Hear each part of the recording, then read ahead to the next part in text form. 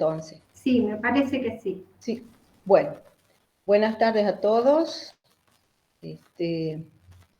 Con esta clase nosotros vamos a completar lo que se refiere a la fisiología renal, o sea, al funcionamiento de los riñones. Y lo que vamos a ver, para repasar solamente y ubicarnos en la clase, recuerden que las principales funciones del riñón, la que más se conoce es su función excretora, o sea, la función a través de la cual van a eliminar todos los productos de desecho. Pero el riñón también tiene una función metabólica, así es también considerado como un blanco de hormonas y blanco de drogas, tiene función endocrina porque a nivel renal se van a sintetizar hormonas que van a ser liberadas a la circulación, y tiene también un rol importantísimo en el control de la homeostasis, que es en parte de este control de homeostasis lo que trata la clase de hoy. En este control de la homeostasis vamos a ver que el riñón participa regulando el balance electrolítico. A esto me refiero sobre todo al equilibrio iónico, o sea, va a hacer un control de cada uno de los iones en particular, de modo tal que en el organismo existan estos iones en concentraciones fisiológicas. También en el control de la homeostasis tiene un papel importante en el equilibrio ácido-base. Recuerden, cuando hemos visto la clase respiratorio, se ha visto que por la utilización del oxígeno para los procesos vitales de la célula, se utiliza el oxígeno y van a tener como producto, uno de los productos, el dióxido de carbono. Ese dióxido de carbono se combina con el agua, van a dar, se disocia ese ácido carbónico porque es débil, da protón y van a dar bicarbonato. En este equilibrio ácido-base, entonces, como por efecto o por acción de las células, nosotros en su actividad metabólica, se va a formar varios protones o muchos protones a medida que se va produciendo este metabolismo, que va a llevar a la disminución del pH. Por lo tanto, el riñón lo que tiene que hacer es retener bases para que si se modifica ese pH a nivel sanguíneo, el pH es uno de los parámetros fisiológicos que se regulan en estrechos o límites muy, muy estrechos. Entonces, lo que hace el organismo es retener las bases y a su vez eliminar estos protones. Y acá también va a participar el riñón de esa manera. Ustedes lo han visto en el trabajo, en el seminario que han tenido la semana pasada. Y otro de los procesos en los cuales está involucrado el riñón para el control de la homeostasis es el regular el contenido acuoso del organismo, o sea, el contenido hídrico que tiene nuestro cuerpo. Recuerden que este contenido acuoso de nuestro cuerpo va a depender de cuánta agua ingrese y de cuánta agua se elimine. El agua que ingresa a nuestro organismo lo hace fundamentalmente como bebidas. Ya nosotros bebemos agua y ese beber, esa necesidad de beber, está regulado por la sed. La sed es uno de el control, el centro que controla la sed, se encuentra ubicado a nivel hipotalámico, que también lo han visto en una de las clases anteriores. Ese ingreso de agua, que puede ser poca o que puede ser mucha, puede modificar el contenido hídrico de nuestro cuerpo. Y dependiendo de cuánta esta se elimine. Si tenemos mucha, se tiene que eliminar, y si tenemos poca, tratamos de retenerla. Ahí funciona muy bien el riñón. ¿Por qué? Porque la vía de eliminación, la principal vía de eliminación de agua, es justamente la orina. Entonces, el riñón va a participar en el mantenimiento de este equilibrio hídrico o equilibrio acuoso mediante la eliminación de la orina, que les digo es la principal vía de excreción de agua, aunque también el agua podemos perder, pero en menor proporción, por la respiración, por la transpiración, pero la principal vía es la orina. Y dependiendo, por supuesto, y para mantener este contenido o para mantener este equilibrio hídrico, se va a eliminar o una orina concentrada en el caso de que esté disminuido ese volumen acuoso, o una orina diluida en el caso de que ese volumen, ¿no es cierto?, se encuentre aumentado. Nosotros necesitamos agua, pero por supuesto que esa cantidad de agua que nosotros necesitamos tiene que estar en valores fisiológicos, tiene que haber ese equilibrio.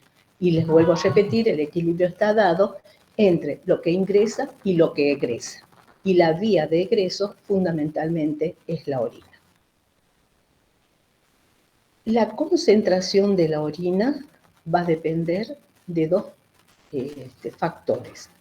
Por un lado, que se resorban solutos, y ya lo vamos a ver más adelante, o también va a depender de la resorción de agua.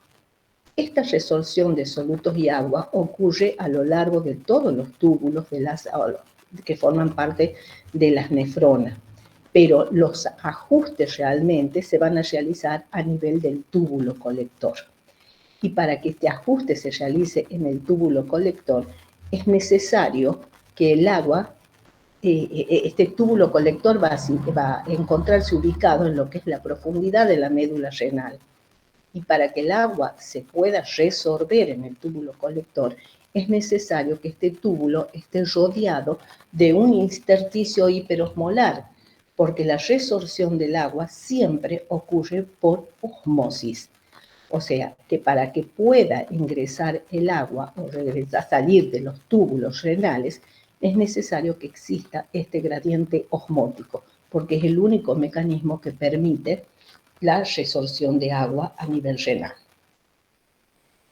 Entonces, les dije que para que esta orina se concentre, se necesita resolver solutos y agua, y que esto va a ocurrir. El ajuste, ya vamos a ver cuál es el rol del asa de Henle, pero el ajuste de cuánta agua se va a retener o cuánta agua se va a eliminar, se va a realizar a nivel del túbulo colector.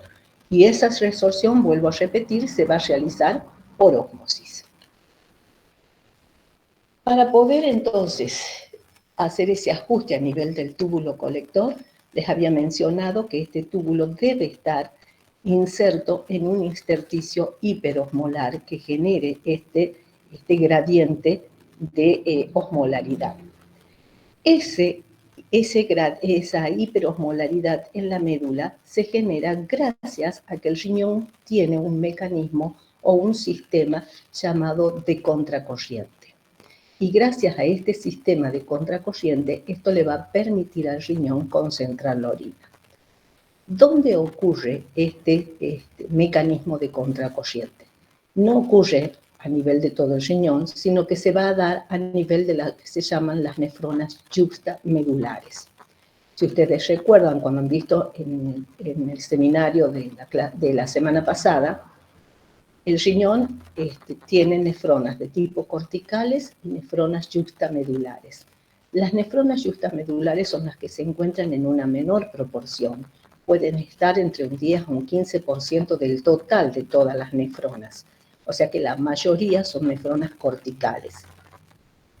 La particularidad que tienen estas nefronas yuxtamedulares es que el glomérulo se encuentra ubicado, todos están ubicados a nivel cortical, tanto de las corticales como las de las yuxtamedulares.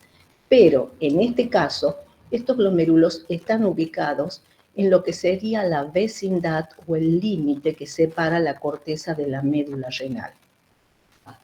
Allí se encuentran estos. La otra particularidad que tienen estas nefronas es que tienen asas de Henle muy largas, muy largas, que se van a introducir en el interior de la médula. Y también el otro distintivo que las va a diferenciar de las corticales es el hecho que ellas se encuentran irrigadas por los vasos rectos.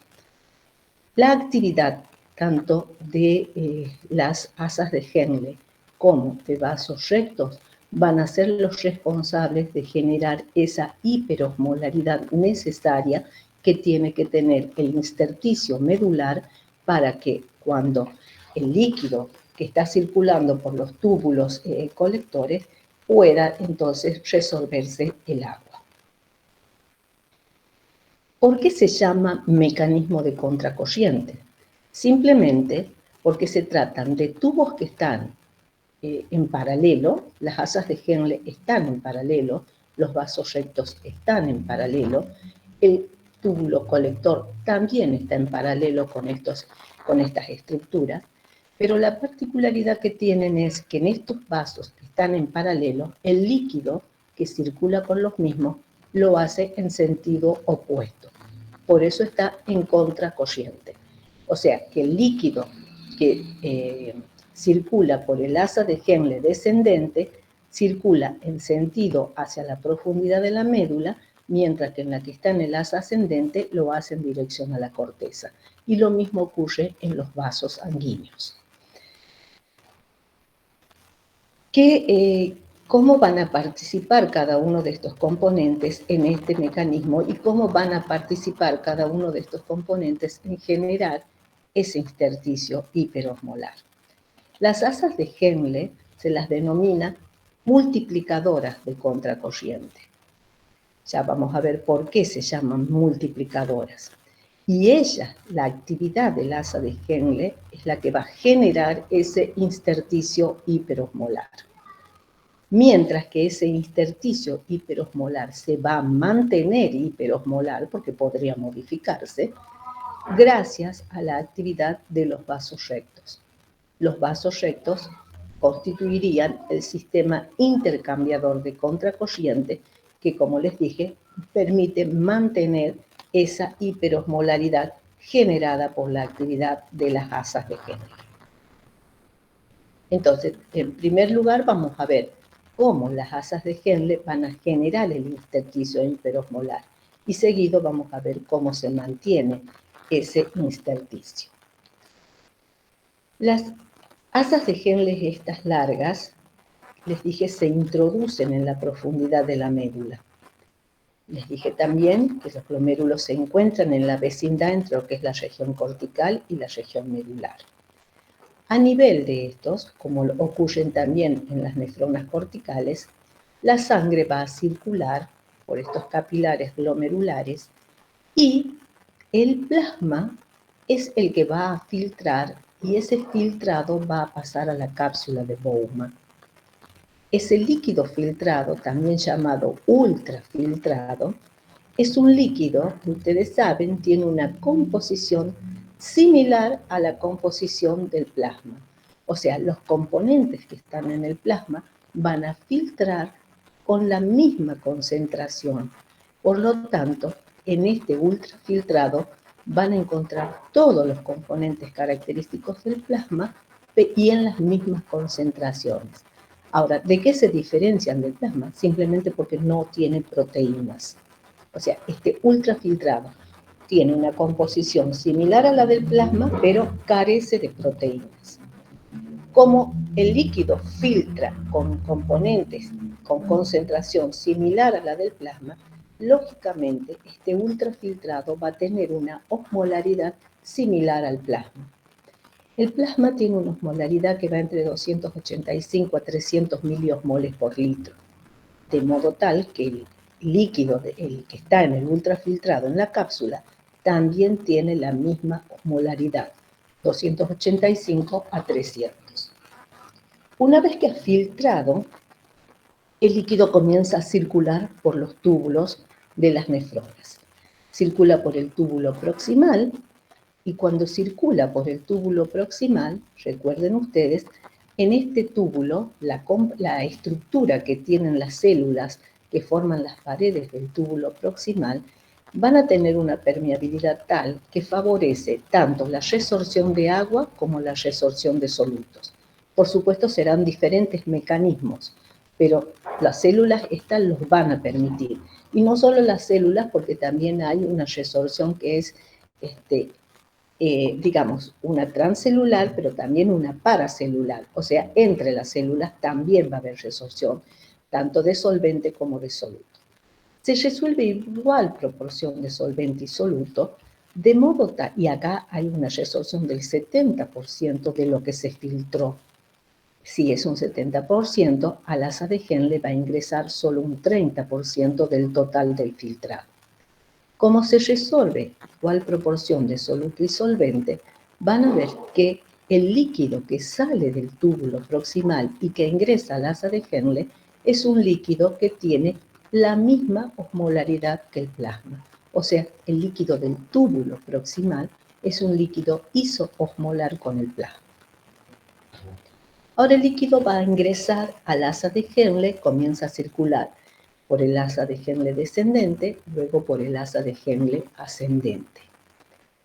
El asa de Henle tiene una característica, que las células que conforman la pared del asa de Henle descendente tienen una permeabilidad diferente a las células que conforman la pared del asa de Henle ascendente. Las células del asa de Henle descendente son permeables al agua, pero impermeables a los solutos. Entonces, ¿qué va a ocurrir? Cuando comienza a circular este líquido que les digo tiene una osmolaridad similar a la del plasma, comienza a circular por el asa de Henle descendente, se va a resorber agua, más o menos entre un 12 a un 15% de agua que ingresa va a resorberse en este túbulo, en esta asa de Henle descendente. Pero no se resorben los solutos, porque yo les dije, la permeabilidad de estas células son permeable a solutos, permeable al agua, pero impermeable a los solutos. Entonces, los solutos no se pueden mover, el agua sí. Como los solutos no se pueden mover, paulatinamente, a medida que se va resorbiendo el agua, la concentración dentro del asa de Henle va a ir aumentando de estos solutos. Dentro de todos estos solutos, digamos como el más importante es el sodio, el cloruro de sodio. Entonces esto lleva a que en el asa de Henle descendente la osmolaridad vaya incrementándose paulatinamente hasta llegar a la horquilla. Cuando llegamos a la horquilla del asa de Henle es cuando se tiene la máxima osmolaridad en la horquilla, que es de 1200 miliosmoles por litro. Por eso se dice que el asa de Henle es multiplicadora de contracorriente, porque partimos de casi 300 y llegamos a la horquilla con 4 veces más. Cuando el líquido sigue circulando y empieza a ingresar y subir por el asa de Henle ascendente, esta asa de Henle ascendente, las células se caracterizan por ser ahora impermeables al agua, pero permeables a los solutos. Y en el asa ascendente de Henle encontramos un sector que es, o un segmento que es delgado y un segmento que es grueso. En el segmento delgado del asa de Henle ascendente, comienza ahora, como es muy alta la concentración del cloruro de sodio, va a salir este cloruro de sodio hacia el intersticio por difusión. Pero agua no sale. Entonces, como el agua no va a salir, el restante del agua que había quedado de esta asa de Henle descendente, el agua no se va a mover, entonces va a comenzar, pero sí sale el soluto, va a comenzar paulatinamente ahora a disminuir la osmolaridad del líquido en el asa de Henle ascendente. Cuando llegamos al asa de Henle ascendente gruesa, las células que conforman este segmento grueso del asa de Henle se van a caracterizar porque en su membrana luminal, o sea, la que da hacia la luz tubular, en su membrana luminal van a presentar proteínas transportadoras. Estas proteínas transportadoras transportan sodio, transportan potasio y transportan 2 cloruros. Un sodio, un potasio y 2 cloruros. Una vez que han ingresado estos iones a la célula, de la célula van a salir hacia el intersticio, o sea, van a ser resorbidos, pasan a la parte intersticial, gracias a la presencia de la sodio-potasio ATPasa que se encuentra, es esta proteína con función de bomba que se encuentra en la membrana basolateral. Esto hace entonces que el sodio salga hacia el intersticio e ingrese potasio. Ingresa potasio desde el intersticio, pero también ingresó desde la luz, desde la luz tubular. Entonces, ese potasio que aumenta en el interior de la célula puede salir por un canal propio de potasio, también existe uno propio para el sodio, que lo van a llevar hacia el intersticio, o bien por la presencia de una proteína cotransportadora que saca potasio con cloruro. Entonces, esto quiere decir que en esta asa de Henle gruesa va a seguir saliendo soluto, pero no agua. El agua no lo puede seguir al soluto porque estas células se caracterizan por ser impermeables al agua. Como sale soluto, pero no sale agua, la osmolaridad va a continuar disminuyendo hasta que llegamos al túbulo distal. Cuando el líquido que va a ingresar al túbulo distal se caracteriza por ser ahora un líquido hipoosmolar respecto al plasma. ¿Por qué? Porque salió bastante soluto, pero no salió agua en este segmento ascendente del asa de Henle. Ingresa entonces este líquido que es hiposmolar y así va a entrar ahora a circular por el túbulo colector. En el túbulo colector, yo les dije, es el sitio en donde se hacen todos los ajustes, llámense de pH, llámense de iones y en este caso de agua. En el túbulo colector, este líquido el agua puede salir se puede resorber, o sea, pasar al intersticio, y se va a resolver gracias a la presencia de la vasopresina. Esa vasopresina también, que es una hormona secretada, sintetizada en el hipotálamo y secretada en la neurohipófisis, la vasopresina va a hacer que en esta porción, que es la porción del túbulo colector, que está en la parte interna de la médula, sus células se vuelvan permeables a la urea. Si ustedes recuerdan, la urea que se filtra a nivel de la cápsula y circula por el túbulo proximal, se resuelve por un proceso de difusión, o sea, es pasivo, en un 50%. El otro 50% de la urea circula por las asas de Henle y por el túbulo colector en su porción cortical o de la porción medular superior. Pero las células son impermeables a urea, por lo tanto la urea no se modifica. Recién se va a resolver en esta parte interna del túbulo colector y por acción de la antidiurética. Esa urea, parte de esa urea, va a pasar al intersticio y acá estas células del asa de Henle ascendente son permeables al ingreso de la urea. La urea ingresa a la luz tubular y vuelve a circular por la misma porque no puede salir porque las células son impermeables a la resorción de urea. Y eso hace entonces que se produzca esta recirculación de urea en este sector. Esa urea que pasó también en esta porción interna de la médula hacia el intersticio es la que también va a colaborar con la hiperosmolaridad intersticial. O sea, está dada por el cloruro de sodio en gran proporción, pero también en una alta proporción por esa urea que se resorbe a nivel del túbulo colector en su parte interna.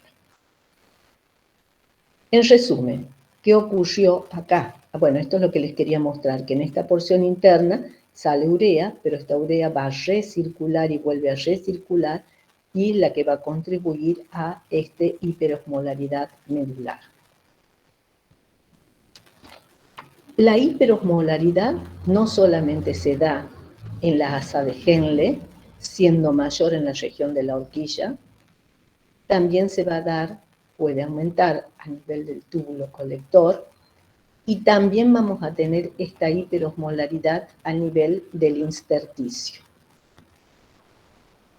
Ahora ustedes tal vez se preguntarán, ¿cómo es que va a haber hiperosmolaridad en el intersticio si me está diciendo que está saliendo agua? Está bien, también se resuelven solutos, o sea, pasan solutos al intersticio, pero también pasa agua al intersticio. Lo que sucede es que esto se vuelve hiperosmolar porque es mayor el pasaje de soluto que el pasaje de agua. O sea, si consideramos en porcentaje, es mayor el porcentaje de iones que van a ser resorbidos, de cloruro de sodio fundamentalmente, que se resorbe, en relación al porcentaje de agua que se resorbe a este nivel. Pero podría llegarse un momento, si no existiese nada más que esto, que haya un equilibrio. Sin embargo, ese equilibrio no ocurre gracias a la participación de los vasos rectos. Ahora, vuelvo a decir, el asa de Henle generó esa hiperosmolaridad, pero esa hiperosmolaridad se tiene que mantener y se mantiene gracias al intercambio que va a haber de agua y solutos entre el intersticio y los vasos rectos. Los vasos rectos también son estos vasos sanguíneos que la porción arterial es la que se introduce hacia el interior de la médula y la venosa es la que se va a dirigir hacia la corteza. En este vaso recto descendente vamos a ver que mientras el vaso va descendiendo y se va introduciendo en la médula, va aumentando también la osmolaridad de la sangre, va a ir aumentando esa osmolaridad de la sangre porque el vaso recto también va a tomar parte de ese soluto, pero también lo va a ceder. Y por otro lado, los vasos rectos también pierden agua, que van a entrar hacia la parte venosa del vaso recto, y también el agua que está en el intersticio va a ingresar hacia el vaso recto, hacia la parte venosa, la que se dirige en dirección cortical. Eso determina esta velocidad de circulación de la sangre en estos vasos rectos, es una velocidad baja comparada con los de los otros vasos de la economía. Y esta disminución de velocidad de circulación de la sangre es la que va a permitir que se puedan realizar todos estos intercambios. Entonces, el vaso recto también, a medida que ingresa hacia el interior de la médula, aumenta su osmolaridad. En el vaso recto también, en la horquilla del vaso recto, la osmolaridad será de 1200 miliosmoles por litro, y cuando se va dirigiendo hacia la corteza, va a ir también disminuyendo gracias a que él toma el agua, parte del agua que está en el intersticio. En resumen, ¿por qué este intersticio, sobre todo en la parte profunda de la médula, es mayor? Justamente por lo que yo les decía. En el asa de Henle se resorbe agua y se resorbe soluto, pero la proporción de resorción de soluto es mayor que la del solvente. Entonces, si es mayor la resorción de soluto, va a aumentar la osmolaridad en el intersticio, porque estos solutos pasan al intersticio, a la vez que en el asa de Henle disminuye su osmolaridad, porque en el asa de Henle ascendente, esa es impermeable al agua, el agua no puede salir, pero sí salen los solutos hacia el intersticio, y eso determina una disminución de su osmolaridad. ¿Qué más tenemos acá? Entonces, de esa manera llega el líquido hasta el túbulo distal, y una vez que llega al túbulo distal, el túbulo distal es hipoosmolar respecto al plasma porque se resorbió soluto, pero no tanto agua, acá no se resorbe agua, este líquido va a ingresar al túbulo colector. Este túbulo colector se introduce en el interior de la médula, ¿y qué va a pasar? Va a hacer de que el agua pueda resorberse, porque el agua necesita de dos factores para poder resorberse en este túbulo colector. Por un lado, que existe este ambiente hiperosmolar, porque el agua se resorbe por ósmosis, pero por otro lado, necesita también la presencia de la hormona antidiurética. Estas células son impermeables al agua, pero en presencia de la hormona antidiurética se vuelven permeables. ¿Por qué? Porque esta hormona antidiurética, que es como una hormona, viene por sangre, esta hormona va a tener receptores para ella que se encuentran en la membrana basal de las células que conforman la pared del túbulo colector. La hormona antidiurética es una hormona polipeptídica, es un nonapéptido, y como tiene esta naturaleza proteica, no puede atravesar la membrana celular, entonces se tiene que unir a un receptor específico que está en la membrana. Cuando la hormona se une al receptor, este está asociado con una proteína GS estimulante que va a activar a la adenilatociclasa. La adenilatociclasa pasa a la PNAMP cíclico, o sea que el segundo mensajero de la acción de esta hormona es el AMP cíclico.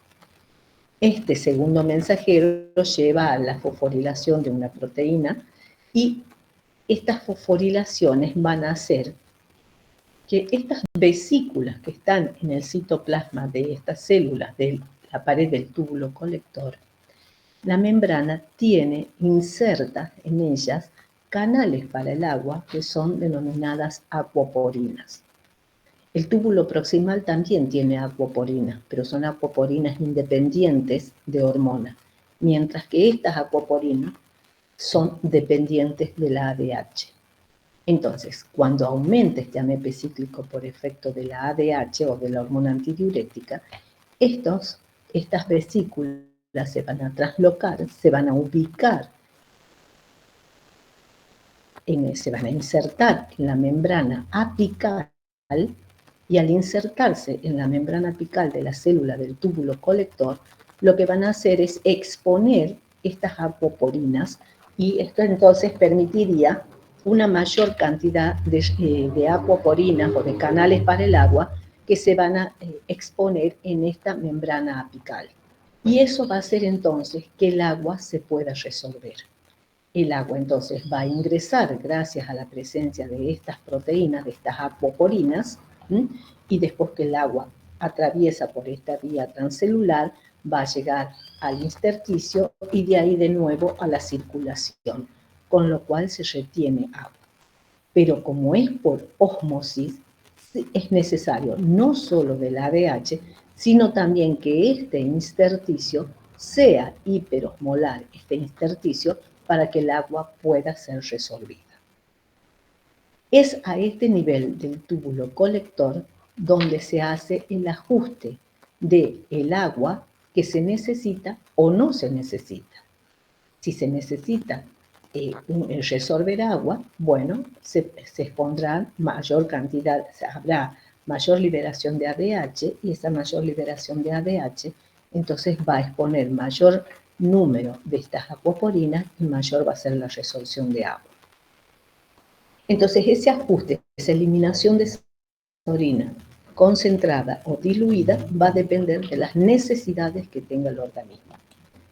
Si estamos en un estado de hidropenia, o sea, si nosotros estamos en un estado de una deshidratación, ese bajo volumen de agua va a estimular la secreción de ADH.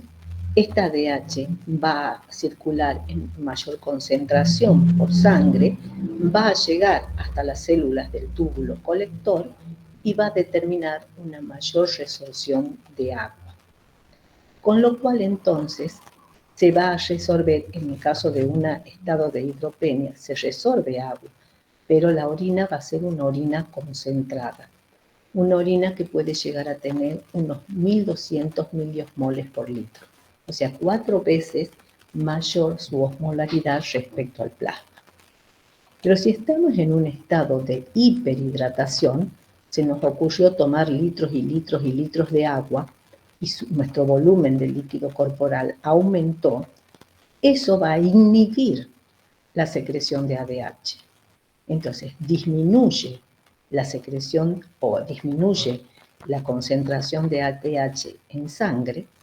Como hay menos ADH, menos exposición de estas acuaporinas, por lo tanto va a haber una menor resorción de agua, y al haber menor resorción de agua, se va a perder agua a través del túbulo colector, eliminando una orina diluida, muy diluida, con una osmolaridad muy baja de tan solo 50 miliosmoles por litro.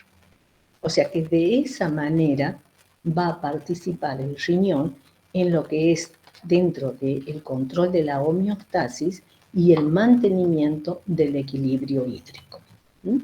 O sea, les dije, el equilibrio hídrico iba a depender de cuánta agua ingrese, que va a ingresar la mayor parte con las bebidas, o beber agua directamente, y en equilibrio con el agua que egresa, con la salida del agua. Y la principal vía de salida de agua de nuestro organismo es justamente con la orina. Bueno, lo que quisiera es que ustedes me digan si hay alguna pregunta para hacer al respecto.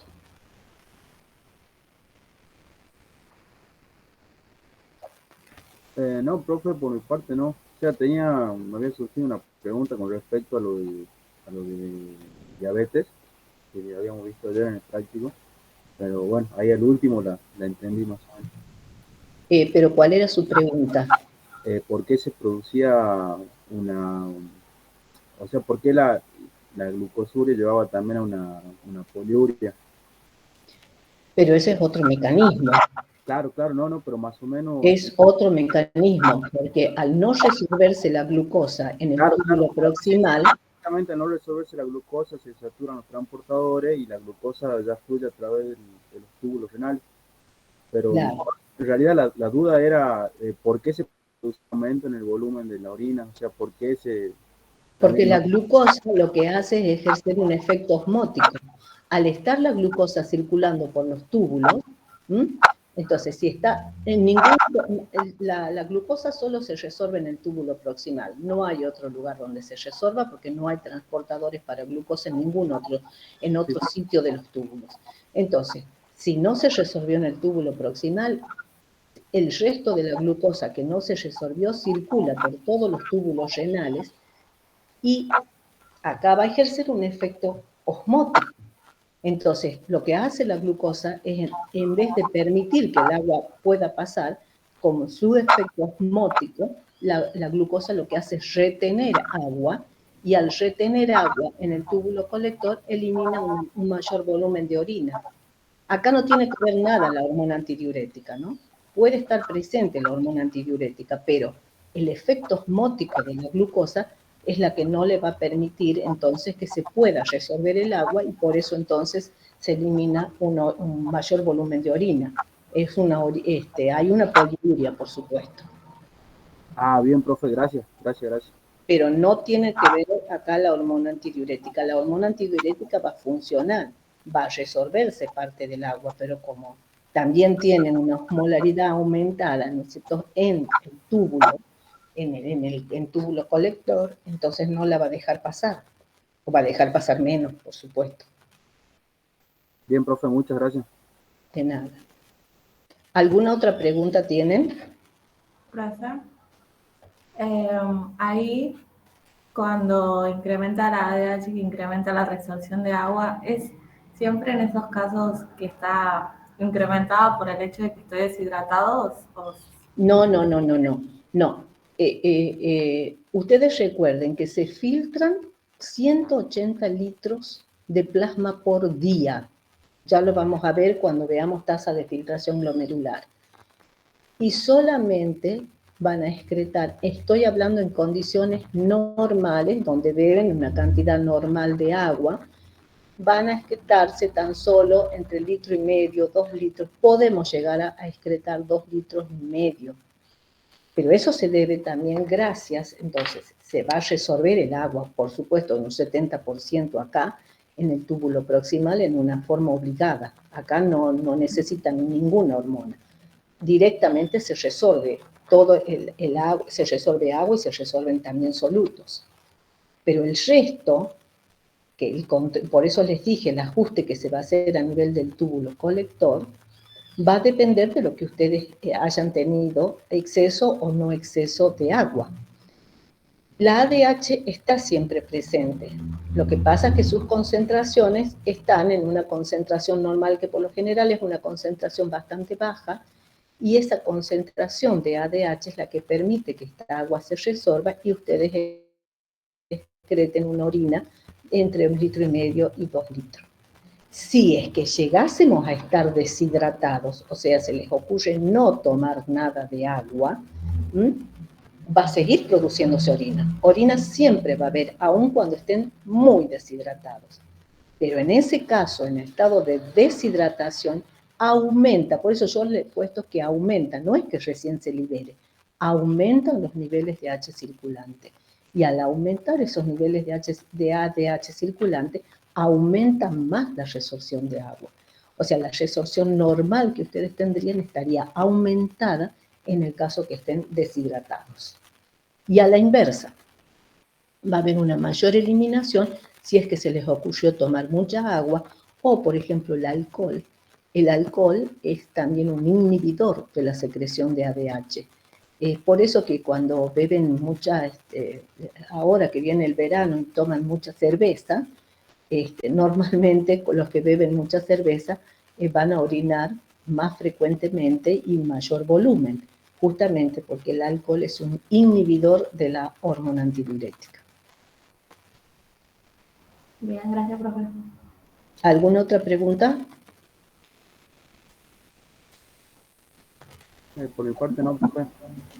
Profe, ¿es inhibidor el alcohol de la liberación de la ADH o de su acción? No, de la secreción de ADH. Actúa a nivel hipotalámico. No es un antagonista del ADH, porque si ustedes me dijeran que compite a nivel del receptor, sería un antagonista. No, es un inhibidor de la secreción. ¿Alguna pregunta?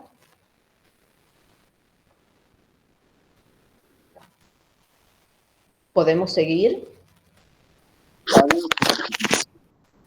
Sí, profe. Bueno, sigamos entonces. Vamos a pasar ahora a ver, yo les había dicho que dentro de las funciones del riñón, la que más se conocía era la función excretora.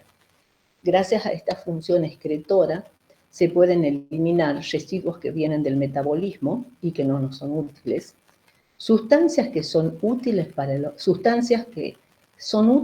organismo las vamos a retener, como caso de la glucosa, pero si los niveles son muy altos, esos no son buenos, son perjudiciales. Entonces, todo aquello que no es útil para el organismo también se lo va a excretar a nivel renal. Aunque hay otras vías de excreción por parte de nuestro organismo, no solamente el riñón. Y muchas sustancias que vienen como el producto de detoxificación, que son aquellas, por ejemplo, los colorantes, los antibióticos. Hay otras sustancias exógenas que hay que detoxificarlas y que se vuelven como unos compuestos inocuos por procesos de conjugación, oxidación o deaminación. También así conjugados o deaminados o oxidados van a ser eliminados por el riñón. O sea que esta función excretora es una de las funciones del riñón, una función muy importante. Esta función excretora del riñón se la puede cuantificar, se la puede valorar. ¿Y cómo se valora esta función excretora? Esta función excretora se la va a valorar a través de el concepto que va a permitir definir esta valoración de la función excretora es el que se conoce con el nombre de depuración, que es igual o es sinónimo de aclaramiento o es sinónimo de clearance. Cualquiera de estas tres palabras pueden ser encontradas en sus libros de texto y están refiriéndose exactamente a lo mismo. ¿Cómo se define la depuración o el aclaramiento renal o el clearance renal?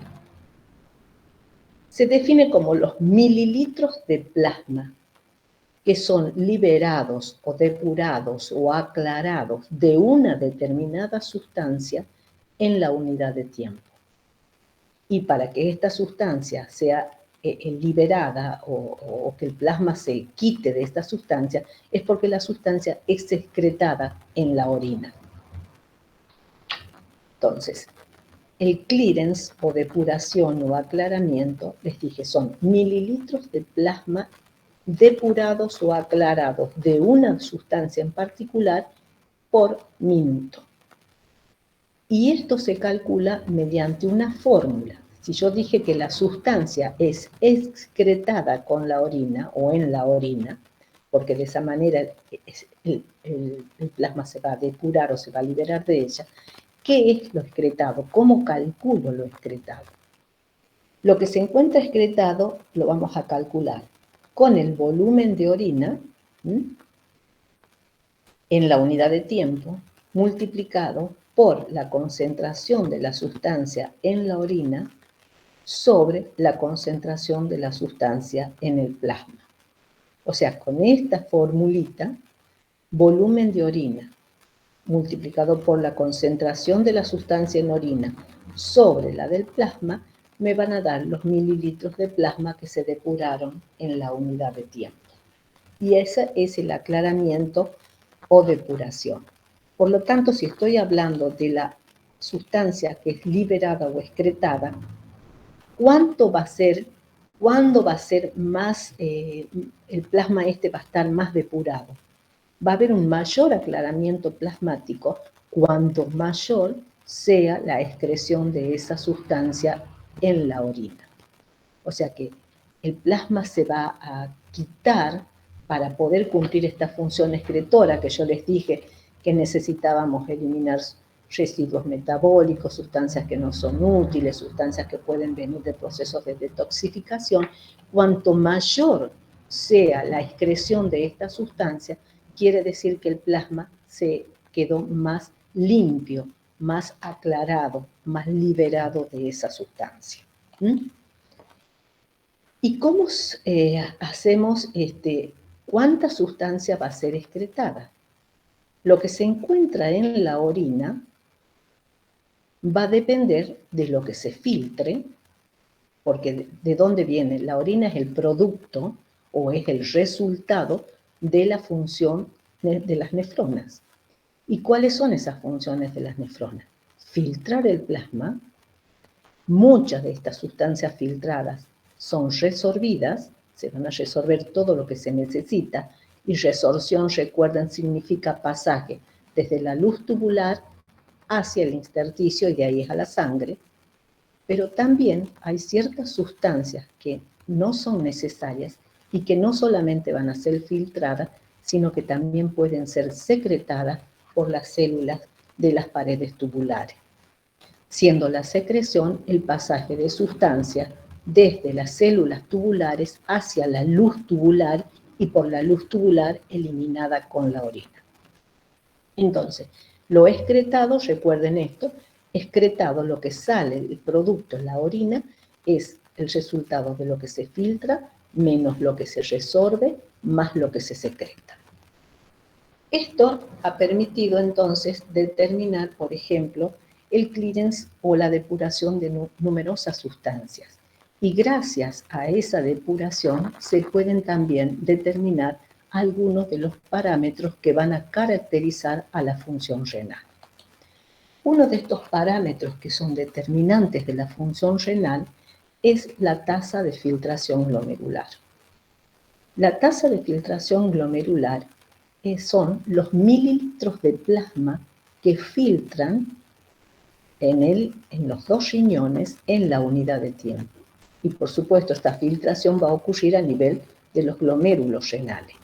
Como nosotros no podemos ingresar directamente a cada una de las cápsulas de Bowman para saber cuánto plasma filtra en cada una de ellas, y si bien se pueden utilizar técnicas de micropunción, pero no vamos a ir a hacer a cada una de estas nefronas, lo que se hace es utilizar esta metodología para determinar la tasa de filtración glomerular. ¿Y cómo lo hacemos? Tenemos que considerar que el plasma que filtra tiene que tener una sustancia que se encuentre en esta cápsula, pero que después igual la encontremos en la orina. Entonces, quiere decir que para que lo que está en el filtrado sea igual a lo que está en lo excretado, esta sustancia no se debe modificar a lo largo de su paso por todos los túbulos renales. Es decir, la sustancia no debe ni resorberse ni secretarse. O sea que lo excretado, que les dije es igual a lo filtrado menos lo resorbido más lo secretado, para que yo iguale lo que está en la orina con respecto a lo que se filtra, que es lo que quiero averiguar, la sustancia no se debe resorber ni se debe secretar. La sustancia que reúne esas características es la inulina. La inulina es una sustancia exógena, no es propio de nuestro organismo. Es un polímero de la fructosa que se obtiene de los bulbos de la dalia, y esta inulina se la puede inyectar a la persona. ¿Por qué? Porque no es tóxica, es inocua, no nos va a producir ningún daño. Otra de las particularidades que tiene la inulina es que cuando se la inyecta y se entra en circulación, ella no cambia su concentración porque no se metaboliza. No hay quien la metabolice a la inulina. Tiene otra particularidad de no unirse a proteínas. Entonces, si no se une a proteínas, quiere decir que cuando llegue a los capilares glomerulares, directamente va a filtrar la inulina, porque no está unida a proteínas. Las proteínas son las únicas que no van a filtrar. Y la otra característica que la hace útil para poder determinar la tasa de filtración glomerular es que esta inulina, una vez que ha filtrado, circula sin modificarse hasta que la obtenemos luego en la orina. ¿Por qué? Porque esta inulina no se resorbe ni se secreta. Entonces, ¿qué ocurre? No voy a hacer todo el cálculo ni les voy a poner valores, pero lo que quiero es que vean que lo que se excreta lo puedo calcular con el volumen de orina en la unidad de tiempo multiplicado por la concentración de inulina en la orina. Les dije que es igual a lo filtrado menos lo resorbido más lo secretado. ¿Qué es lo que se filtra? Se filtra este volumen, que es el que quiero averiguar, el volumen filtrado o tasa de filtración glomerular. ¿Y qué va a filtrarse en este plasma? La sustancia esta que yo estoy averiguando, que sería entonces, y como se sabe que se filtra en igual concentración que lo que está en la sangre, lo voy a poner acá también con la concentración de la inulina en el plasma. No se resorbe, no se secreta. Por lo tanto, yo puedo igualar estos dos términos. Lo excretado es igual a lo filtrado.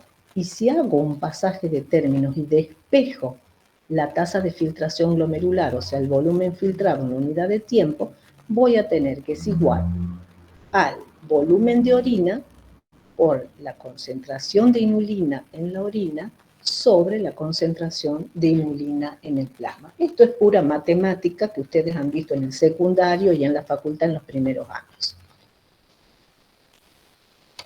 Entonces, el clearance de inulina o la depuración de inulina, que recuerden cuando les mostré en la diapositiva anterior cómo se hacía el cálculo, va a ser igual a la tasa de filtración glomerular.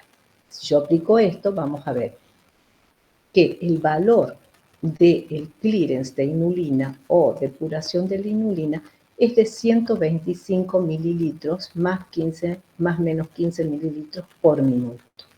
Este valor sí lo deben recordar, sí lo deben tener en cuenta, porque significa que en los dos riñones se filtran por minuto 125 mililitros de plasma. O sea que la tasa de filtración glomerular, cuánto plasma filtra a nivel de esta cápsula, son 125 mililitros por minuto. Si lo pasamos minutos a día, vamos a ver que por día nuestros riñones, los dos, no es por cada uno, los dos riñones, las nefronas de nuestros dos riñones, van a filtrar 180 litros por día. O sea, miren el volumen tan alto de plasma que se filtra en los dos riñones. Y vamos a eliminar tan solo 2 litros. Eso quiere decir que se modificó a lo largo del pasaje por estos túbulos va a haber una gran resorción de agua. Bien, esto es tan solo como se trata de una sustancia exógena, en realidad no se utiliza en la práctica clínica, porque necesitaríamos tener un lugar en el laboratorio donde el paciente se siente, se le puede inyectar la inulina, se lo deje un cierto tiempo hasta que ésta se homogeneice en la circulación, y después de pasado ese tiempo, entonces hay que empezar a tomar muestras de sangre, muestras de orina. ¿Qué se hace en la práctica clínica? Esto lo van a hacer, es común, no sé si alguno de ustedes está haciendo ya la práctica en algún hospital, pero van a ver que en la práctica clínica lo que se utiliza es la depuración de creatinina. La creatinina es una sustancia endógena que proviene del metabolismo de la fosfocreatina. Y esta creatinina tiene también una serie de características que la hacen útil para determinar la tasa de filtración glomerular. ¿Por qué? Porque esta creatinina, una vez que se forma, ella no se altera, no se metaboliza, se puede filtrar libremente porque no se une a proteínas, esta creatinina, y cuando circula por los túbulos renales, la creatinina no se resorbe, pero sí se secreta en una pequeña proporción, más o menos en un 3% se puede secretar.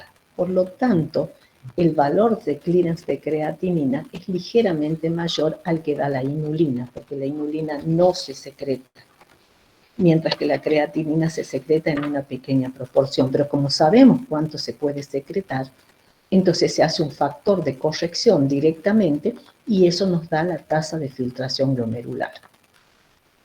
Por otro lado, en ese factor de corrección también hay que tener en cuenta la masa muscular, porque de ahí proviene de la fosfocreatina. Entonces, no es lo mismo el valor de la tasa de filtración glomerular determinado con creatinina para un individuo alto con una gran masa muscular que otro que sea pequeño y más flaquito, por ejemplo.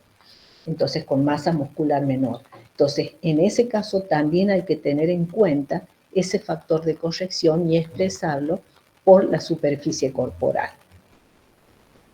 El valor que da el clearance de creatinina va a ser para los hombres de 97 a 137 mililitros por minuto, mientras que en las mujeres de 88 a 128. Las mujeres tenemos menos músculo que los varones y también eso lleva a que este valor sea un poco menor. ¿Cuándo el médico va a pedir al bioquímico que determine, ¿no es cierto?, el valor, el clearance de creatinina, que es justamente para medir la tasa de filtración glomerular? Es cuando él sospecha, el médico, que existe alguna alteración, alguna disfunción en lo que es esto que es la barrera de filtración. Si esta barrera de filtración está alterada o modificada, de hecho también se va a modificar esta depuración de creatinina. También se ha visto que en esta disfunción renal hay una disminución de la tasa de filtración glomerular. Puede que esté alterada y entonces no pueda filtrarse bien la creatinina y esta creatinina va a aumentar su concentración en el plasma. Entonces, muchas veces no es necesario determinar un clearance directamente, sino se puede determinar la disfunción dosando los niveles de creatinina en plasma. Si se quiere hacer una buena determinación, sí es necesario pedir orina de 24 horas. En ese caso, entonces, el paciente lo que tiene que hacer es recolectar la orina. Cada vez que va a orinar, debe, en vez de eliminarla, debe juntarla para tener entonces una idea de cuánta orina se forma en 24 horas. Y eso se lo va a referir posteriormente. Es muy importante conocer el volumen de orina. En esa orina se va a determinar la concentración de creatinina y tomamos una muestra de sangre, se hace la determinación de la creatinina en el plasma, se utiliza la fórmula y se determina entonces la tasa de filtración glomerular. Esto, entonces, la tasa de filtración glomerular, o sea, el volumen de plasma que se filtra, se lo hace a través de este de este concepto que yo les decía de valoración de la función renal, de la función excretora, mediante el clearance de creatinina. Si se quiere hacer exacto, fidedigno de cuánto filtra, sí se debiera utilizar la inulina. Pero en ese caso, esto por lo general se lo utiliza cuando se se quiere hacer un trabajo de investigación y se quiere determinar bien cuánto exactamente cuál es el valor de la tasa de filtración. Pero en la práctica, en realidad, no se hace eso. Lo que se hace directamente es determinar el clearance de creatinina. También, utilizando este concepto de depuración o de aclaramiento plasmático, puede servir para determinar el flujo sanguíneo renal. Porque cuánto va a filtrar, ¿no es cierto? La tasa de filtración glomerular, cuánto filtra en las nefronas, va a depender de cuánta sangre ingrese al riñón. ¿Y cómo hacemos para saber cuánta sangre, cuánto es el flujo sanguíneo renal? Lo vamos a hacer utilizando la depuración de una sustancia que es exógena, que es el ácido paraminopúrico. ¿Qué particularidad tiene este ácido paraminopúrico? Nosotros tenemos que ver que la sangre va a entrar al riñón a través de la arteria renal. En la arteria renal, parte de esta sangre, ¿no es cierto? Y mejor dicho, el plasma, es el que va a filtrar a nivel de las nefronas, pero parte sigue circulando. Por lo tanto, la vía de salida son dos. O la que sigue circulando va a salir por la vena renal y lo que se filtró va a salir a través de los uréteres, va a llegar con la orina.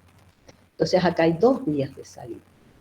Para ver cuánta sangre ingresa al riñón y circula por el riñón, se utiliza este clearance o depuración de este ácido paraminopúrico. El paraminopúrico es una sustancia exógena que también no es tóxica, es inocua, no se metaboliza, no se une a proteínas, por lo tanto puede filtrar libremente, no se resorbe, pero sí tiene una particularidad, se secreta. Y en este caso, ¿para qué nos sirve estas características que tiene este ácido paraminopúrico? Cuando el ácido paraminopúrico comienza a circular, se lo inyecta, se espera un momento, se estabiliza en la circulación y va a circular en sangre. Este paraminopúrico, esta sangre conteniendo paraminopúrico, va a ingresar al riñón y al ingresar al riñón, les dije, su parte va a pasar por las nefronas en donde se va a filtrar. Va a filtrar, pero sí, no es que se vacía de paraminopúrico por este filtrado, sino que parte sigue circulando.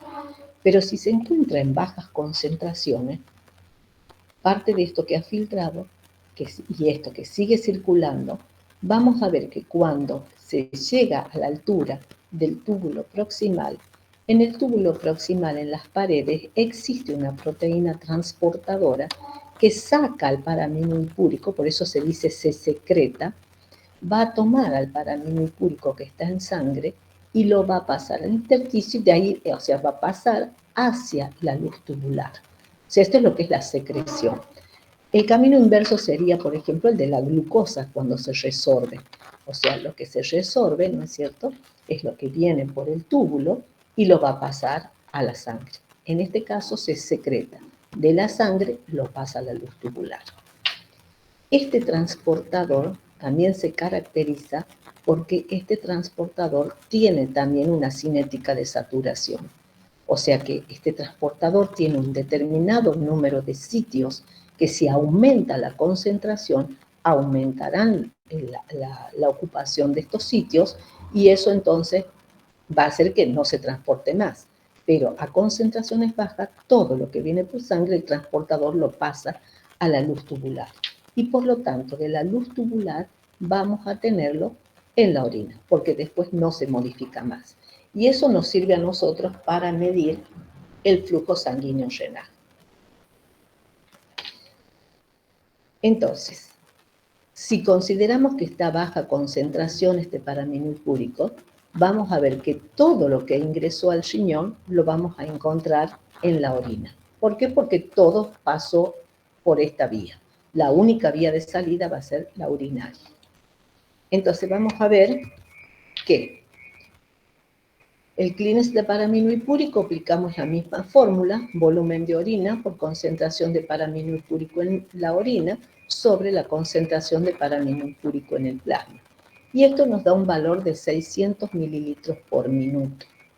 Eso significa que son 600 mililitros por minuto de plasma que se han liberado cuando pasa por las nefronas. Por eso es que hablamos de un flujo plasmático, y lo que se filtra es plasma, no sangre, y nosotros queremos averiguar flujo sanguíneo. Entonces, acá es plasma nada más lo que se filtra. Entonces vamos a tener que estos 600 mililitros son de plasma que se han filtrado, ¿no es cierto?, a nivel del riñón, y que se han filtrado y que se han secretado. Por eso es que lo vamos a encontrar en la orina. Y lo llamamos renal efectivo porque es justamente por la actividad de las nefronas.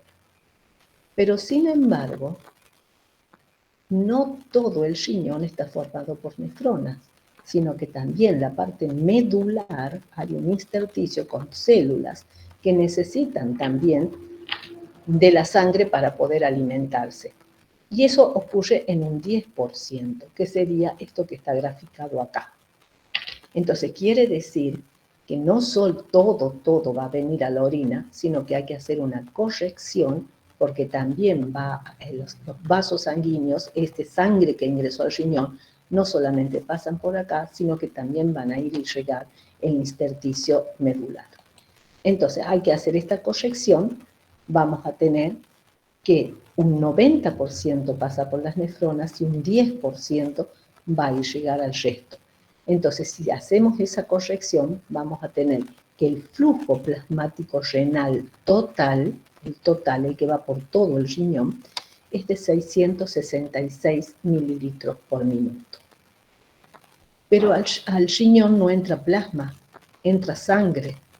Entonces, no solamente vamos a considerar el plasma, sino también tenemos que considerar los elementos formes. Y de los elementos formes, el más abundante son los glóbulos rojos, son los que se encuentran alrededor de 4 millones, 500, 5 millones más o menos. ¿Y cómo sabemos cuánto tenemos? En función del hematocrito. El hematocrito, más o menos el 45%, está formado por estos elementos, por glóbulos rojos del total de la sangre. Entonces, haciendo esta corrección, porque es sangre lo que ingresa, vamos a ver que el flujo sanguíneo renal es de 1.200 mililitros por minuto. Si ustedes recuerdan cuánto es el volumen minuto de un organismo, es de aproximadamente 6 litros por minuto, entonces veremos que si de esos 6 litros por minuto ingresan al riñón 1.200 o 1,2 litros, si hablamos de 6 litros, 1,2 litros, el flujo sanguíneo renal representa un 20% del volumen minuto.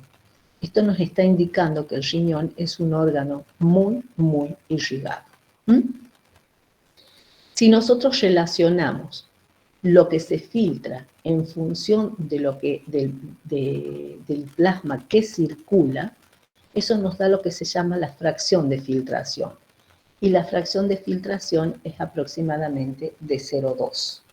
Porque vamos a dividir por la tasa de filtración, que son 125 mililitros, sobre 666 mililitros, que es el flujo plasmático, porque lo que se filtra es plasma, y eso me da un valor de 0,2, que es la fracción de filtración.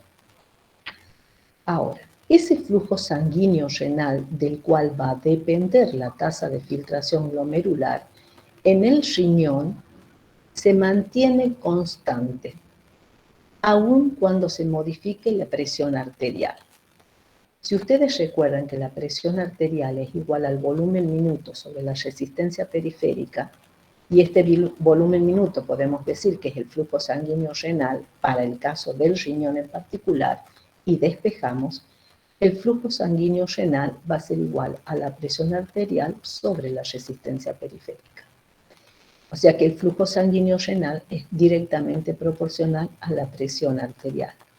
Si la presión arterial aumenta, aumentaría el flujo sanguíneo renal.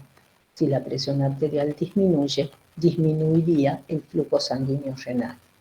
Y sin embargo, este flujo sanguíneo se mantiene constante para asegurar de que haya una tasa de filtración glomerular constante. O sea, la tasa de filtración se tiene que mantener constante para asegurar así que se pueda producir una buena filtración, un buen volumen de filtración que tiene que mantenerse, aun cuando este flujo sanguíneo se modifique. Y eso es lo que el riñón tiene y otros órganos también, que es lo que se llama lo de la autorregulación. Él autorregula este flujo sanguíneo, lo mantiene constante, aun cuando la presión arterial se empiece a modificarse. Por supuesto que esto lo va a hacer en determinados límites. Si nosotros consideramos la presión arterial media normal de 100 milímetros de mercurio, estoy hablando de presión arterial media, no estoy hablando ni de sistólica ni de diastólica, sino la presión arterial media. Para una presión arterial media de 100 milímetros de mercurio, vamos a ver que la tasa de filtración glomerular es de 180 litros por día o 125 mililitros por minuto, lo mismo. ¿Qué pasaría si seguimos exactamente esta fórmula? ¿Qué pasaría si esta presión arterial disminuye? Lo que haría es disminuir inmediatamente la tasa de filtración glomerular. ¿O qué ocurriría si esta presión arterial aumenta? Tendría que aumentar directamente por arriba de este valor. Y sin embargo, dentro de límites de variación de presión arterial, el riñón mantiene constante su flujo sanguíneo. Y este flujo sanguíneo es importante que se mantenga constante para mantener también constante esta tasa de filtración. Esto se mantiene constante dentro de ¿cuáles límites? El menor es el de 80 milímetros de mercurio, que ya es importante esta baja. Por debajo de los 80 milímetros de mercurio baja el flujo sanguíneo y por supuesto va a bajar también la tasa de filtración. Y si hay una suba de presión, podemos llegar a 120, a 140, a 160, hasta 180 milímetros de mercurio. Estoy hablando de presión arterial media, o sea que es muy alta. Lo mismo la presión arterial el flujo sanguíneo se mantiene constante y eso hace que esta tasa de filtración se mantenga constante. Por arriba de este valor, que ya es muy alto, entonces sí va a aumentar el flujo sanguíneo y va a aumentar la tasa de filtración. Entonces, ¿cómo hace para mantener este flujo sanguíneo constante dentro de variaciones de presión arterial? Lo hace modificando la resistencia tanto de la arteriola aferente como de la arteriola eferente. La modifica y esa resistencia de hecho se va a modificar directamente modificando el radio de la arteriola aferente o de la arteriola eferente. Y gracias a la modificación de este radio, de cualquiera de las dos, es que este flujo se mantiene constante. Normalmente, la que es más sensible a modificar su radio es la arteriola aferente. Ahora, ¿cómo se producen estos cambios? Son mecanismos no conocidos. Se han postulado hipótesis que tratan de explicar este mecanismo de autorregulación. Y uno de ellos es a través de la respuesta miogénica, en donde al aumentar la presión arterial normalmente cuando aumenta la presión arterial, porque aumenta el flujo sanguíneo en un vaso, entonces eso va a hacer que el vaso se distienda, la arteriola se distienda. Al distenderse, como tiene componentes elásticos, lo que hace es producirse una retracción y al producirse esa retracción lleva a una vasoconstricción y en esta arteriola aferente, al producirse esa vasoconstricción, impide o dificulta el ingreso de sangre, disminuye el flujo sanguíneo y la tasa de filtración se vuelve constante. Otro de los mecanismos que tratan de explicarlo es a través de lo que se llama el balance glomerulotubular. Se aumenta la presión arterial, aumenta la tasa de filtración glomerular y al aumentar esta, aumenta la cantidad de líquido, el volumen de líquido que se ha filtrado y por lo tanto mayor va a ser la concentración de sodio porque aumentó ese líquido. Este aumento del sodio es captado por la mácula densa, que es un componente del aparato yuxtaglomerular. Entonces, la mácula densa capta ese aumento en la concentración del sodio y va a secretar una serie de moléculas que tienen una señalización parácrina. Estas moléculas van a actuar de forma parácrina, o sea, en la vecindad. ¿Cuáles son esas moléculas? No se conoce muy bien, se postulan muchísimos, dentro de ellas está la adenosina, está la ATP, pero no se sabe exactamente bien cuáles son esas moléculas. Pero lo que hacen en realidad es estas sustancias que se liberan y que van a actuar en forma paracrina, van a producir también una vasoconstricción en la arteriola aferente, que es lo que va a hacer impedir que entre más sangre, disminuye el flujo sanguíneo y vuelve nuevamente la tasa de filtración glomerular a ser constante. También otra de las teorías establece lo que hay un control hormonal. Vuelvo a decirles, siempre pareciera ser que es mucho más sensible la arteriola aferente que la eferente. Uno de estos controles hormonales lo hacen a través de la angiotensina 2, que es una gran vasoconstrictora, y también va a actuar más sensible a la angiotensina 2, es la arteriola aferente que produce esa vasoconstricción. O en determinadas circunstancias, cuando baja la presión, se secretan prostaglandinas que van a ejercer un efecto vasodilatador, va a hacer entonces que se produzca una dilatación de esta arteriola aferente para que haya un mayor flujo de sangre y se mantenga entonces la tasa de filtración.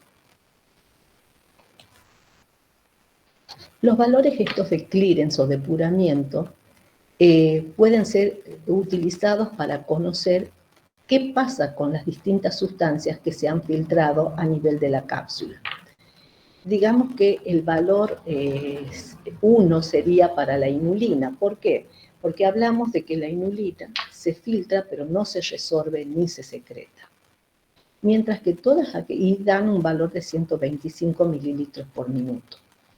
Todas aquellas sustancias que tengan un valor de depuración arriba de la inulina, por encima de la inulina, me están diciendo que son sustancias que se secretan.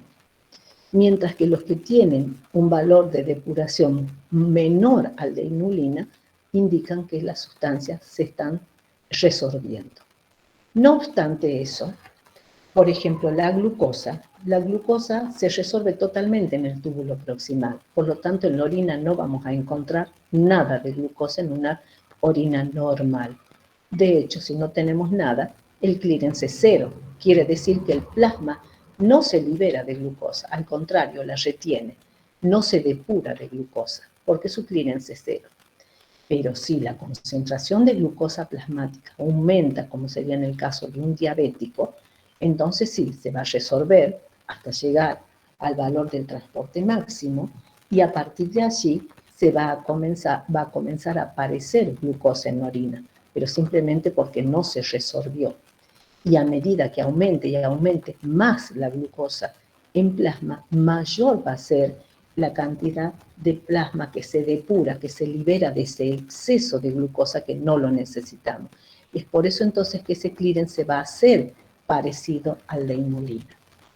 Por el contrario, en el caso del paraminoipúrico, que es una sustancia que se secreta, si está en concentraciones bajas, también ese paraminoipúrico se va a secretar totalmente y entonces vamos a tener un clearance muy superior al de inulina. Pero si por X circunstancia aumenta la concentración del paraminoipúrico, esa secreción va a disminuir y entonces, ¿qué va a suceder?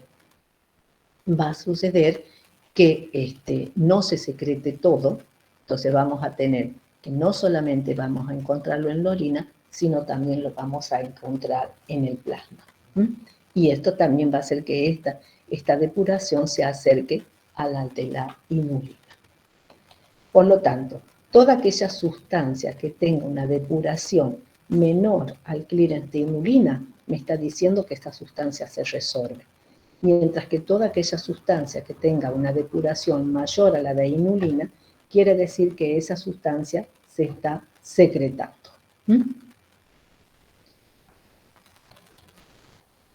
Así tenemos valores de la depuración de otras sustancias. Ya les dije, la de glucosa es 0, porque la glucosa se resorbe totalmente, no vamos a encontrar glucosa en la orina, no hay excreción. Clearance significa depuración, y la depuración significa que la sustancia es liberada con la orina, o sea, es excretada. La glucosa no se excreta en concentraciones normales, por lo tanto su depuración es 0. Pero hay otras sustancias, como por ejemplo el sodio, tiene una depuración muy baja respecto a la de la inulina. Esto quiere decir que sí hay una pequeña liberación de sodio, pero la mayoría se resorbe. Lo mismo ocurre con el bicarbonato, lo mismo ocurre con el cloruro. Y en el caso de urea, el clearance de la urea es de 70 mililitros por minuto. Es menor que la inulina, pero lo podemos dosar, no es tan bajo como estas otras. ¿Por qué? Porque la urea no es una sustancia tan útil. Es útil, la necesitamos, por eso se resorbe. Se resorbe a nivel del túbulo proximal por un proceso pasivo, pero el resto sigue circulando. Entonces ese clearance va a ser mayor al del sodio, al del bicarbonato, al de la urea, al del cloruro, pero menor que el de la inulina, lo cual nos está indicando que es una sustancia que se resorbe. El volumen del líquido extracelular, que yo les dije cuando hablábamos del control de la homeostasia, y dentro del control de la homeostasia estaba el control del pH, el control electrolítico y el control hídrico. Este volumen del líquido extracelular va a depender no solamente de cuánta agua posea nuestro organismo, sino también de cuántos solutos osmóticamente activos tenga nuestro organismo. Y dentro de estos solutos osmóticamente activos, el más importante es el sodio. Entonces, también podemos saber cuánto plasma se libera de soluto osmóticamente activo y cuánto plasma se puede liberar o depurar solamente de agua. Y así tenemos lo que se llama el clearance osmolar. El clearance osmolar determina la pérdida de soluto del plasma, o sea, fundamentalmente de sodio. ¿Cuántos solutos son liberados del plasma o cuánto plasma es depurado de ese soluto? Para calcular el clearance osmolar, vamos a ver que es la osmolaridad de la orina por el volumen de orina sobre la osmolaridad en el plasma. Y el clearance osmolar en condiciones normales es de 3,3 mililitros por minuto. O sea, quiere decir que 3,3 mililitros de plasma se depuran o se liberan de solutos osmóticamente activos en un minuto. Si nosotros queremos saber cuánto de agua se pierde o cuánto de agua se libera el plasma, vamos a hablar del clearance de agua libre, que cuantifica la pérdida o ganancia de agua que tiene nuestro organismo dependiendo de las condiciones en las que esté. El clearance de agua libre va a ser igual al volumen de orina menos el clearance osmolar. O sea que va a ser al volumen de orina menos esto, que es la osmolaridad de la orina por el volumen de orina, menos la osmolaridad en el plasma. Vamos a tener un clearance positivo, o sea, va a haber este clearance de agua, porque el clearance es el volumen menos el clearance osmolar, es cuando el volumen de orina sea mayor al clearance osmolar. Y ahí estamos hablando de una orina hipotónica. O sea, vamos a liberar una orina con bajo contenido en solutos, pero sí un alto contenido en agua. Y es negativo, este clearance va a ser negativo, cuando el volumen de orina sea menor al clearance osmolar. Quiere decir entonces que acá se libera menos agua y mayor cantidad de solutos. Entonces ahí vamos a tener una orina que es hipertónica. Entonces veremos, en una orina normal, en un individuo hiperhidratado o en un individuo deshidratado, hemos dicho que la tasa de filtración glomerular siempre va a ser la misma. Ya sea que se haya bajado o disminuido la presión arterial dentro de determinados límites, la tasa de filtración glomerular siempre va a ser la misma. ¿Cuánto de agua se resorbe? En un individuo normal, el 98,7% se resorbe de agua. Pero en un hiperhidratado vamos a resorber menos agua. ¿Por qué? Porque no hay hormona antidiurética. Entonces se resorbe menos agua, se libera mayor volumen de orina. En una persona deshidratada se va a resorber más agua que la normal y se resorbe más agua justamente porque hay mayor concentración de ADH que retiene más agua. ¿Cuánto se libera de orina por día? En una persona normal les dije entre 1,5 litros y 2 litros por día. En un hiperhidratado, como no hay hormona antidiurética, se puede resolver hasta 22 litros por día de agua. Y en una persona deshidratada, muy deshidratada, extremadamente deshidratada, por más deshidratada que esté, siempre hay formación de orina, pero se va a liberar muy bajo volumen de orina, más o menos unos 500 mililitros. ¿Cuál va a ser la osmolaridad de esta orina? Si es una orina normal, la osmolaridad es igual a la del plasma, o sea, de 300 miliosmoles de orina. Mientras que en una persona hiperhidratada, esta osmolaridad va a ser muy, muy baja, y en una persona deshidratada es 4 veces mayor que la de una persona normal. Porque se libera mayor cantidad porque se libera menos volumen de agua en la misma concentración de solutos. Entonces, ¿cuánto se gana o se pierde de agua? En una persona normal no hay ni pérdida ni ganancia de agua. En una persona hiperhidratada sí perdemos casi 21 litros por día para poder volver a estar en condiciones normales. Y en una persona deshidratada alrededor de 1,9 litros de agua por día. Esto lleva a decirnos cuál es la eficacia del riñón. El riñón es mucho más eficaz en diluir la orina, o sea, de eliminar mayor cantidad de agua, mientras que es 4 veces su poder, tiene un poder de concentración. O sea, de 300 miliosmoles pasamos a 1200, 4 veces más su poder de concentración. Es más eficaz en diluir que en concentrar. Y vamos a ver entonces, a ver qué hora vamos. Vamos a ver ahora esa orina que se forma en los riñones. Les dije, el plasma se va a filtrar a nivel de los glomérulos. Ese filtrado va a comenzar a circular por los túbulos renales, por los túbulos de las nefronas, y en esos túbulos van a sufrir modificaciones. Pero una vez que ha llegado al túbulo colector, ahí es donde sufre la última modificación. Y cuando sale de los túbulos colectores, ese líquido no se modifica más.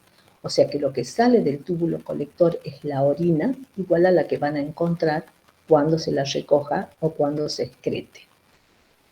Esa producción de esta orina a nivel renal es constante, es continua. Continuamente los riñones están funcionando y produciendo orina. Esta orina, entonces, una vez formada, van a circular por los uréteres, que son estos tubos, que van a conectar a los riñones con la vejiga. Los uréteres, entonces, van a transportar la orina hasta la vejiga, y una vez que llega a la vejiga, lo que va a hacer ahí es almacenarse esa orina hasta el momento de la evacuación. Por lo tanto, el pasaje es producción continua, el pasaje también es continuo, el transporte es continuo por los uréteres hasta llegar a la vejiga, pero la salida de la orina de la vejiga ya no es continuo, sino que la evacuación va a depender de una serie de factores. Dentro de ellos estarían las condiciones las más adecuadas para poder eliminarse esa orina. No es que nosotros vamos a orinar continuamente y en cualquier lado, sino que acá este órgano permite entonces que la orina se almacene hasta que ocurra ese momento propicio para que sea evacuada. La vejiga es este órgano hueco que está recubierto por una serosa y tiene una pared de músculo liso, y en su interior está tapizada por una mucosa que tiene la particularidad de presentar numerosos pliegues, y tiene una razón de ser estos pliegues. Entonces, esta en la parte superior es en donde llega la desembocadura de los uréteres, y en la parte inferior se va a conectar con la uretra a través de un esfínter está constituido un esfínter interno formado por músculo liso y un esfínter externo formado por músculo esquelético. La vejiga esta se encuentra relajada cuando está vacía, y a medida que la orina comienza a llegar a la vejiga, esta va a comenzar a acumular o a reservar esa orina en esta vejiga. Entonces, se va llenando paulatinamente la vejiga, pero la presión dentro de ella no se va a modificar. ¿Por qué? Porque justamente estos pliegues se van estirando sin necesidad de que se modifique la presión en la pared vesical. Tampoco se van a modificar la contracción o la tonicidad que muestran estos esfínteres. El esfínter externo, que yo le dije estaba formado por músculo esquelético, este está continuamente contraído porque tiene una señal positiva de esta motoneurona. Como es músculo esquelético, está inervado por una motoneurona cuyo soma se encuentra en el asta ventral de la médula espinal. Y esta motoneurona está activada por impulsos que provienen de los centros superiores. Entonces, la vejiga se va llenando de orina, y ¿esto qué va a ocurrir? Vamos a ver que a medida que se va llenando, al comienzo comienza ligeramente a aumentar la presión intravesical. Sigue subiendo, sigue llenándose más y llenándose más. Sin embargo, como ya les dije, estas pliegues se estiran, pero no llegan a estirar las paredes de la vejiga. Entonces, esta presión dentro de la vejiga se mantiene ligeramente constante. Puede haber una ligera suba, más o menos entre los 150 a 200 mililitros de orina dentro de la vejiga. Podemos tener como un deseo de evacuar, pero podemos mantenernos, ¿no es cierto? De hecho, pasamos varias horas sin orinar, y esa vejiga, como la orina se produce en forma continua, se sigue llenando en forma continua. Entonces, puede llenarse y llegar a albergar alrededor de unos 400 mililitros. Cuando llegamos a estos 400 mililitros, ahora sí o sí, la presión dentro de la vejiga aumenta rápidamente, aumenta en forma instantánea la presión dentro de la vejiga. ¿Y eso es por qué? Porque la vejiga se estiró, ya no tenemos para estirar más de estos pliegues, sino que ya también las paredes de la vejiga comienzan a estirarse. Y al estirarse, en las paredes de la vejiga vamos a encontrar unos mecanorreceptores o receptores de distensión o de estiramiento que se van a activar.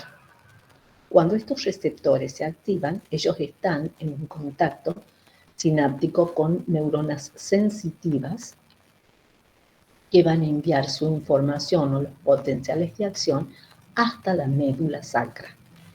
La evacuación es un reflejo que se integra a nivel medular.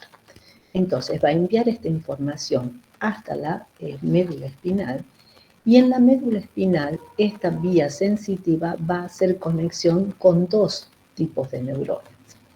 Con una neurona que va a activar a una vía autonómica parasimpática que va a llegar la información hasta el músculo liso que forma la parte de la pared de la vejiga. Y lo va a activar a este músculo liso.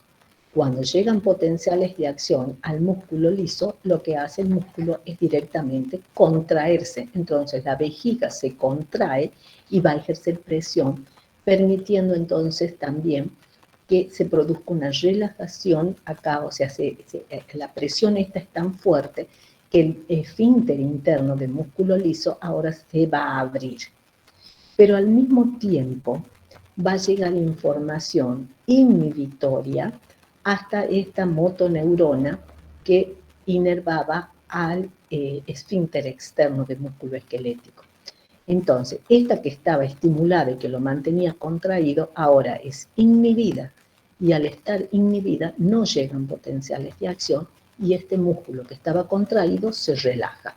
Entonces, se contrae la pared de la vejiga, se relaja el esfínter externo, y esto lleva a que se produzca la evacuación. Esto, les digo, lo podemos manejar voluntariamente porque este reflejo es un reflejo condicionado, un reflejo que lo aprendemos.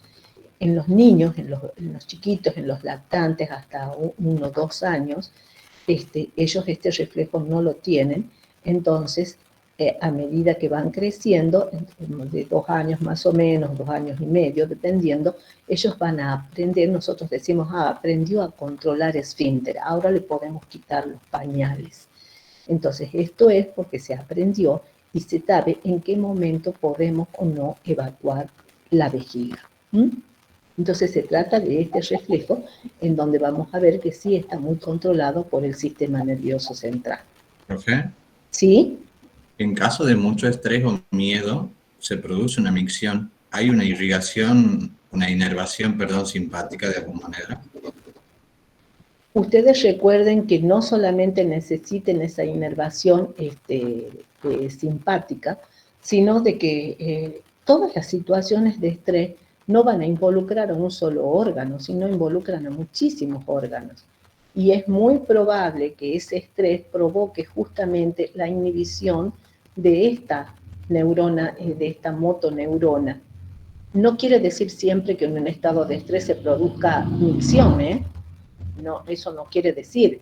Depende también de las personas. Así que también como el estrés o la ira puede llegar a alterar la presión arterial de ciertas personas y subirla, hay en otras que, por ejemplo, en la situación de estrés le provoca una caída tremenda de presión arterial y puede también haber desmayos. O sea, lo que me refiero a que una situación de estrés no siempre va a provocar micción, ¿no? Pero puede que haya, depende también de la persona y de cómo pueda reaccionar. ¿Está bien? Sí, o sea, son casos particulares. Son casos particulares y situaciones muy particulares en donde las personas no todas reaccionan de la misma manera. No todas reaccionan igual. Depende de cada una también. Lo que les quería decir es que nosotros voluntariamente podemos orinar, o sea, podemos provocar la evacuación, aún inclusive con una vejiga que esté vacía, o sea, apenas unas pequeñitas gotas podemos provocar esa evacuación, lo podemos hacer. Entonces, voluntariamente podemos llegar a producir la contracción de músculos abdominales que también van a colaborar y van a contribuir en este proceso de micción. ¿Para qué nos puede servir esta orina que se elimina? Bueno, ya habíamos visto que el clearance o la depuración son parámetros son procedimientos o mecanismos que podemos utilizar para determinar ciertos parámetros fisiológicos. La orina nos sirve para eso, y eso es, digamos, como el pan de cada día de un bioquímico, el hacer un análisis de orina, porque dependiendo de qué cosas podemos encontrar en esa orina, lo podemos orientar al médico para determinar alguna patología. En la orina, cuando se recolecta, se puede hacer un examen físico, pero también un examen químico. El examen físico, si se les pide orina de 24 horas, seguramente llevarán entre 1.500 a 2.000 mililitros por día, si estamos hablando de una orina en una persona normal y normalmente hidratada. Será mayor en una hiperhidratada, será menor en una deshidratada. La orina normalmente tiene una espuma, tiene un color amarillo ámbar. El olor se le dice que es un olor sui generis, o sea, un olor propio, característico de la orina. La acidez está entre 5 y 6, el pH, pero esto también va a depender de la alimentación. No quiere decir que si sube un poquito más, sea algo patológico, porque bueno, hay que preguntarle al paciente qué es lo que ha comido, cuál ha sido su alimento que puede modificar este pH.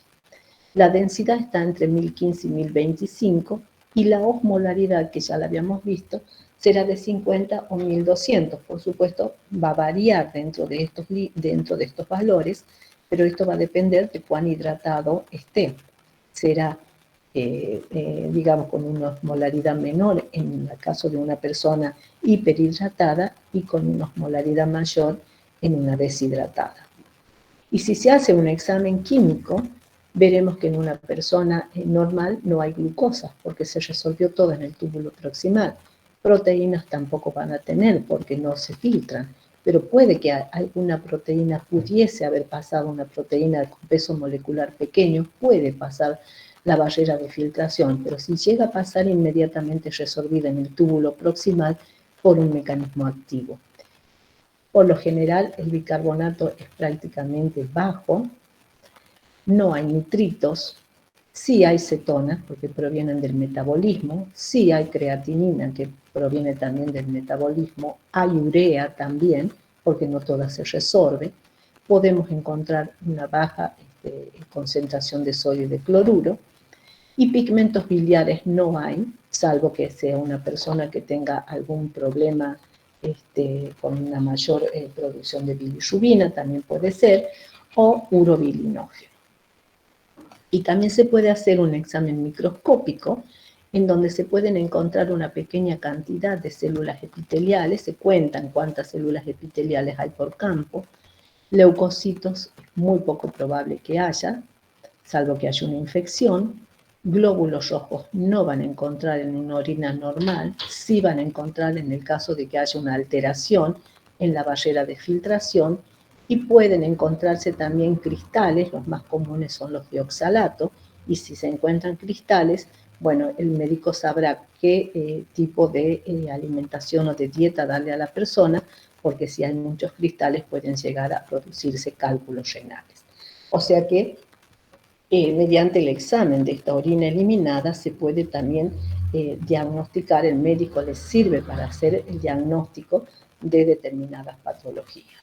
En el caso de que encuentren glucosa en la orina, bueno, le están diciendo inmediatamente que se trata de una persona diabética. Bueno, y eso es todo. Esto es en cuanto a toda la clase. Cualquier cosa que necesiten, ustedes ya saben, solamente nos pueden pedir, y bueno, para tener un encuentro, para hacer las consultas y evacuar cualquier tipo de dudas que ustedes tengan. ¿Hay alguna pregunta? No, profe, muchas gracias. No, gracias a ustedes. ¿Profe? Sí. En la autorregulación del órgano, había mencionado que no había un consenso sobre el mecanismo. También en una parte del libro habla de contracción de las arterias eferentes cuando hay vasodilatación de la arteria aferente. Eso es cuando por lo general hay baja presión arterial, ahí sí va a intervenir, puede llegar a producirse una vasoconstricción de la arteriola eferente. De esa manera, el flujo de sangre que ingresa va a tener dificultad para salir del glomérulo, y entonces eso va a hacer que la tasa de filtración se vuelva normal. Hay muchas teorías para explicar el mecanismo de autorregulación. Yo se los di a estas dos que consideramos como más entendibles y como más aplicables, pero hay muchas más, ¿no? Bien, eso es porque como que hay diferentes partes o diferentes mecanismos y no sabíamos con cuál quedarnos, cuál es correcto o cuál tomaba la cátedra. No solamente cuál es correcto ni cuál toma la cátedra, ya les digo, como no se conoce muy bien cuál es el mecanismo de autorregulación, les vuelvo a decir, son teorías, son hipótesis que tratan de explicar y que tienen alguna razón de ser. Como por ejemplo la miogénica, que al estirarse, todo el elástico que usted lo estira, después se retrae directamente. Entonces, ese estiramiento que se produce por el aumento de presión va a hacer que después el vaso se retraiga, haya una vasoconstricción y genere una mayor resistencia. Pero vuelvo a decirle, posiblemente sea una, posiblemente sean dos, posiblemente sean todas las que participan para hacer ese control de autorregulación. Gracias. No, de nada. ¿Algo más? Bueno, muchísima suerte y esperamos verlos a ustedes. Me supongo que son ustedes que están por rendir.